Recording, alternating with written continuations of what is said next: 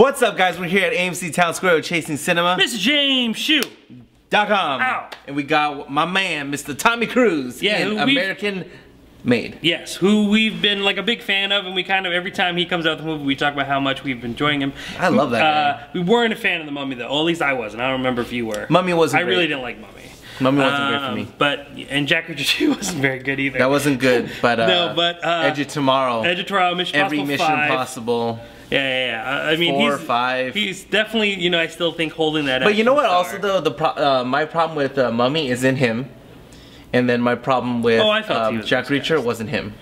I think Mummy, yeah, well, I agree with you on Jack Reacher. I think definitely that goes story. Mummy, I think he was miscast, and the story was completely out there. So. No, you're miscast.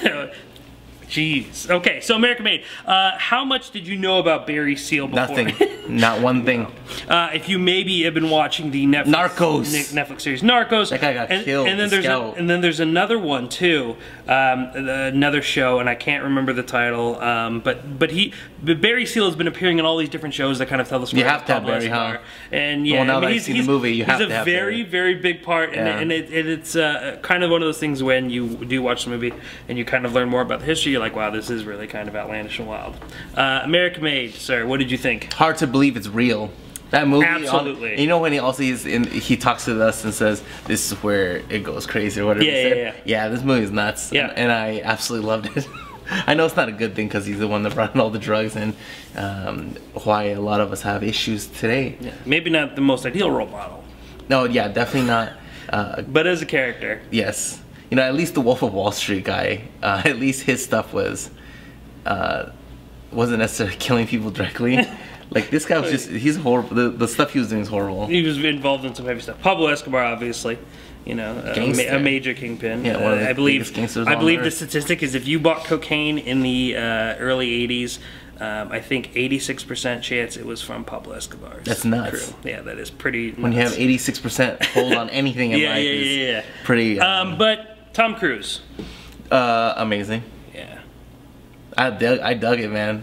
I dug it. No problem with the movie. No, it was good. Just loved it. But no, I didn't. I didn't love it. Did I say I loved it? No. Okay, no, I didn't love it. It was good. Yeah, it was good. I enjoyed it. There wasn't, you know, my boy Brian Butter Robinson right behind me, and then we're snickering the whole time. My hands waving in the air. He appreciates something. I hear something from him. So I had a lot of fun. I mean, I think it proves that Tom Cruise has not crossed that threshold yet. You know, he's still in that like good action star phase. You know, it's nice to see him kind of control a plane against its Top Gun. You know, just killing it. I think that he does bring a really great energy to this movie. You know, I don't want to say that it wouldn't work if it was Tom Cruise, but there's just something about his energy and his just kind of funny, wild littleness that kind of really works here, especially for this character. No idea how Barry Seal obviously was in real life or if he was anything like that charismatic, but he's really the savior here. Probably not. No one's as charismatic as Tom Cruise. That's true. He would have been in movies instead of hanging out. Well, I don't know. You got to be pretty charismatic to have like Pablo Escobar like you. You know, it's nuts. Yeah, I liked it too. I didn't love it. I really kind of wanted to love this movie. Good movie. I think that there is some really great, you know, just fun, zany moments. I think it's a very more hands-off approach about everything that happened. You know, I think these things that are quite drastic, and as we were talking about, pretty heavy stuff of like everything that he did, and they don't ever kind of feel like they have that weight to it. Yes, there's Pablo Escobar, and yes, we're kind of seeing these things are involved in, but they just kind of have this disconnect where it doesn't kind of really feel like it's all really happening, and like just kind of the gravity of the situation.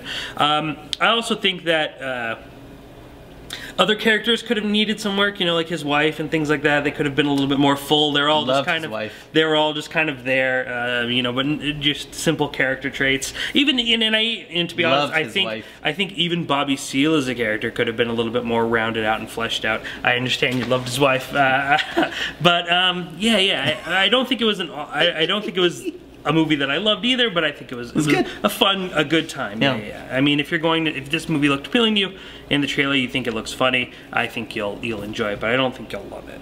No, it goes on a bit long. It just gets me jacked. It goes on a bit long, I think. Yeah. I think it could have cut. It's 2 hours. And I'm not saying like the ending necessarily, but I think there just little things that we could have cut to kind of condense this movie to make it even more kind of fast-punched. For me, it was kind of hard to put my finger on what I didn't actually like really get into, and I think overall it was just the characters and maybe their lack of development in some parts, especially their essence. Like for instance, when he brings in that crew, you kind of know nothing about them besides their names and they're like that little moment. But I will say I dug the wife. No. I wish she was more than just an image, you know. I wish she had some actual character and, like, you know, human qualities to her. Got it. But I did appreciate the, you know, 70s archival footage. Also, similar to Battle of the Sexes, the 70s and 80s archival footage with the president and news, things and all like that. The war on drugs. That lady straight called. These kind of Bill Clinton called her. all these kind of tongue-in-cheek things that are happening. Bush looks so young. Oh my gosh. Yeah, there's Bush in the movie, and that was that's not. I don't think that's directly. That is that the scene I'm thinking of when he is. You know, he's like, you guys should took the caddy. Is that scene when he sees Bush, or no? Is that a little bit of a different part? I think that's a different part. But that was one of the most, like, you know, like one of the best scenes in the movie. It's just so Tom Cruise-esque to be like, you guys, you know, just, you know, I don't want to spoil it, but yeah.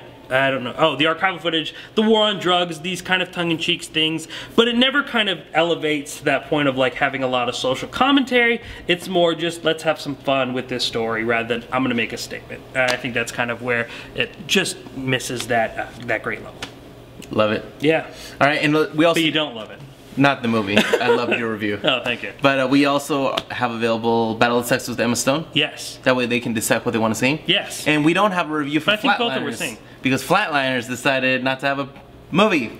Even on Thursday night for a thriller horror, not a good sign. No. But being a fan of the original, I will say it still has my curiosity. But now that award season is kind of in effect, you know, a lot of movies are coming out. I hope I'll get a chance to see it, but it might have to wait. For instance, next week we have two movies. One is being called a masterpiece and a sequel that's been years and years in the making. Blade Runner 2049. Yeah, and then we have Mountain Between Us, Idris Elba, Kate Winslet. Yes, this counter programming. Yeah, absolutely. And everyone keeps asking about Mountain Between Us. Not many people are asking me about Blade Runner, but you know. Which is that alone is kind of interesting. It is interesting. But anyway, either one you want to see, make sure to come down. Yeah. And come to our premiere.